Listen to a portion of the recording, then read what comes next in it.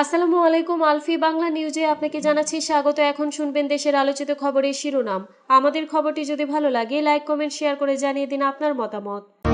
NEIR চালুর প্রতিবাদে BTRC কার্যালয়ে হামলা ভাঙচুর। টাঙ্গাইলে যুবলীগ নেতা গ্রেপ্তার। নির্বাচনে দেশের পক্ষের শক্তি বিএনপিকে বিজয়ী করবে মির্জা ফখরুল। হাসনাত আবদুল্লা রায়ে বছরে 12.5 লাখ টাকা, সম্পদ বেশি বিএনপির প্রার্থীর। মোবাইল ফোন আমদানিতে ট্যাক্স কমানো হয়েছে প্রেস সচিব। পুরো বাংলাদেশই আমার পরিবার হয়ে উঠেছে Tarique Rahman. Mobile phone handset নিবন্ধনের অংশ হিসেবে national equipment identification register NEIR পদ্ধতি চালুর প্রতিবাদে টেলিকম খাতের নিয়ন্ত্রক সংস্থা বিটিআরসি কার্যালয়ে হামলা ও ভাঙচুর চালিয়েছেন মোবাইল ব্যবসায়ীরা। আজ বৃহস্পতিবার বিকেল 4টের পর রাজধানীর আগারগাঁয়ে এ হামলার ঘটনা ঘটেছে। পুলিশের তেজগাঁও বিভাগের উপকমিশনার ইবনে মিজান বলছেন, ওরা আকস্মিকভাবে হামলা চালিয়েছে, ইট পাতকেল ছুড়ে মারছে, আমরা পরিস্থিতি নিয়ন্ত্রণ করার চেষ্টা করছি। বিটিআরসির এক কর্মকর্তা জানান, তারা আসরের নামাজ পড়ছিলেন, এই সময় বাইরে থেকে ইট পাতকেল মারা শব্দ পান। বিকেল 5টার দিকে সেখানে সেনাবাহিনীর একাধিক দল এসে পরিস্থিতির নিয়ন্ত্রণ নিয়েছে। টাঙ্গাইলের মির্জাপুরে পৌর যুবলীগের সদস্য রিপন মিয়াকে গ্রেপ্তার করেছে থানা পুলিশ। বুধবার দিগগত রাতে উপজেলা সদরের পুষ্টকামুরি গ্রামের খালপাড়া থেকে তাকে গ্রেপ্তার করা হয়েছে। বৃহস্পতিবার 2 জানুয়ারি দুপুরে টাঙ্গাইল আদালতের মাধ্যমে তাকে জেলহাজে পাঠানো হয়েছে। রিপন মিয়া পুষ্টকামুরি খালপাড়ার দুদু মিয়ার ছেলে। পুলিশ জানান, বৈষম্য বিরোধী ছাত্র জনতার আন্দোলন চলাকালীন 4 আগস্ট ঢাকা টাঙ্গাইল মহাসড়ক সংলগ্ন মির্জাপুলের গোড়াই হাইওয়ে থানার সামনে পুলিশের ছোড়া গুলিতে গোড়াই ইউনিয়নের লালবাড়ি গ্রামের হিমেলের 2 চোখ অন্ধ হয়।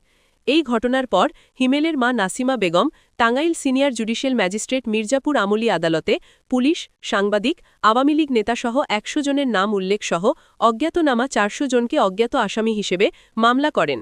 ওই মামলার অজ্ঞাত আসামি হিসেবে রিপন মিয়াকে গ্রেপ্তার করা হয়েছে। মির্জাপুর থানা ভারপ্রাপ্ত কর্মকর্তা অসি আবদুল্লাহ আল মামুন জানান, গ্রেপ্তার ব্যক্তিকে বৃহস্পতিবার বিএনপি মহাসচিব মির্জা ফখরুল ইসলাম আলমগীর বলেছেন, আগামী ত্রয়োদশ জাতীয় সংসদ নির্বাচনে দেশের পক্ষের শক্তি বিএনপিকে বিজয়ী করবে। তিনি বলেন, সাবেক প্রধানমন্ত্রী ও বিএনপি চেয়ারপারসন বেগম খালেদা জিয়া গণতন্ত্র প্রতিষ্ঠার সংগ্রামে আজীবন লড়াই করেছেন, কারাবরণ করেছেন। জীবনের শেষ সময় পর্যন্ত অসুস্থ থাকলেও তিনি দেশ ছাড়েননি।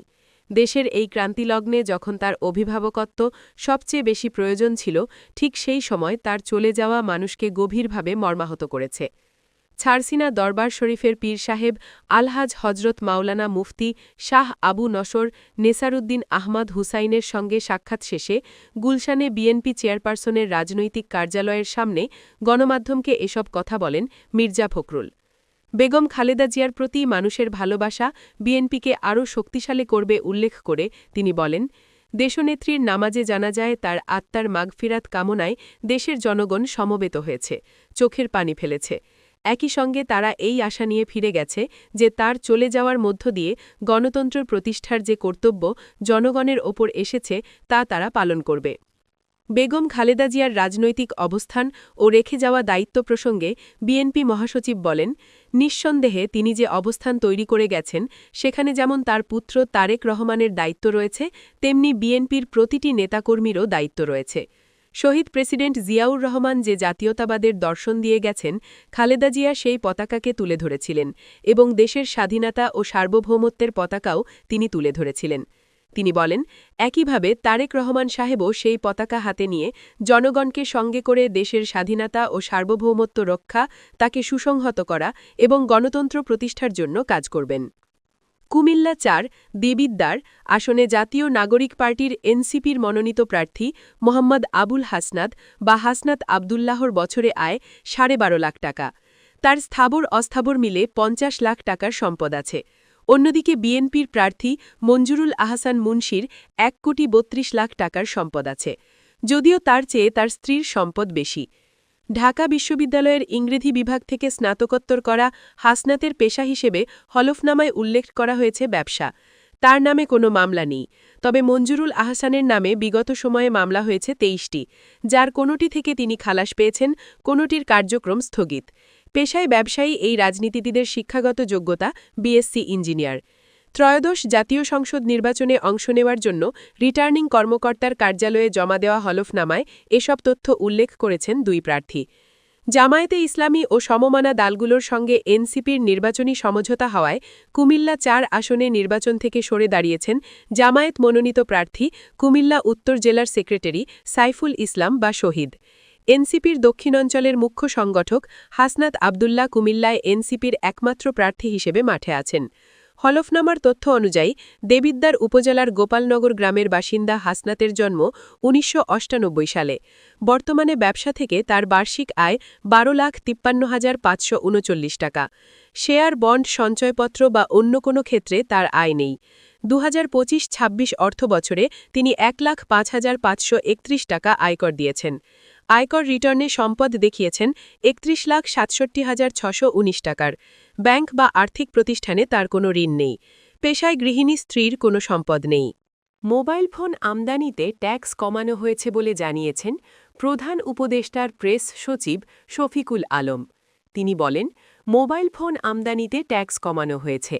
আগে কাস্টমস ডিউটি ছিল ২৫%, এখন তা 10% করা হয়েছে।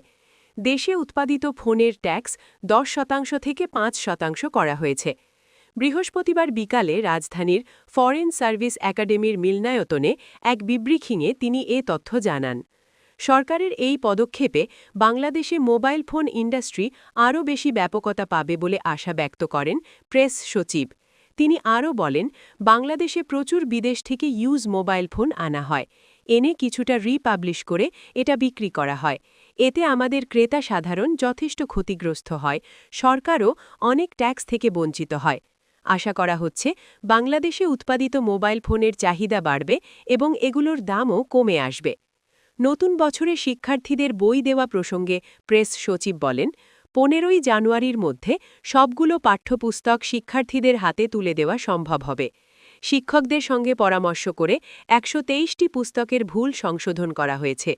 এ সময় প্রধান উপদেষ্টার উপ-প্রেস সচিব আবুল কালাম আজাদ মজুমদার বলেন, মোট পাঠ্যপুস্তকের ৮৩% বই শিক্ষার্থীদের তুলে দেওয়া হয়েছে। সময়মতো যেন বাকি পাঠ্যপুস্তক শিক্ষার্থীদের হাতে তুলে দেওয়া যায়, সেজন্য সরকার কাজ করছে। মায়ের মৃত্যুতে গভীর শোক ও মানুষের প্রতি কৃতজ্ঞতা জানিয়ে নিজের অনুভূতি প্রকাশ করেছেন বিএনপির ভারপ্রাপ্ত চেয়ারম্যান তারেক রহমান। বৃহস্পতিবার সামাজিক যোগাযোগ মাধ্যম ফেসবুকে নিজের ভেরিফাইড পেজে তিনি এক আবেগঘন স্ট্যাটাসে এ অনুভূতি প্রকাশ করেন। তিনি জানান, প্রিয় মা, ৩ বারের প্রধানমন্ত্রী ও বিএনপি চেয়ারপারসন বেগম খালেদা জিয়াকে তিনি তার বাবা শহীদ রাষ্ট্রপতি জিয়াউর রহমানের পাশে চিরনিদ্রায় শায়িত করেছেন। স্ট্যাটাসের শুরুতে তারেক রহমান লেখেন, গভীর শোক ও কৃতজ্ঞতায় ভাস্বর হয়ে আমি আমার প্রিয় মা, জীবনের প্রথম শিক্ষক, ৩ বারের প্রধানমন্ত্রী বেগম খালেদা জিয়াকে আমার বাবা শহীদ রাষ্ট্রপতি জিয়াউর রহমানের পাশে চিরনিদ্রায় শায়িত করেছি। তিনি বলেন, তার অনুপস্থিতির শূন্যতা ভাষায় প্রকাশ করার মতো নয়। তবে এই কঠিন সময়ে দেশবাসীর উপস্থিতি তাকে একাকিত্বে ভুগতে না দেওয়ায় বলেও উল্লেখ করেন তিনি। দেশবাসীর প্রতি কৃতজ্ঞতা জানিয়ে বিএনপির ভারপ্রাপ্ত চেয়ারম্যান লেখেন, অগণিত নেতাকর্মী, শুভাকাঙ্ক্ষী, পরিবার ও দেশবাসীর ভালোবাসা ও শ্রদ্ধায় আমি গভীরভাবে আবেগাপ্লুত। তিনি আরও বলেন, লক্ষ লক্ষ মানুষ একসাথে এসে যেভাবে সম্মান জানিয়েছে,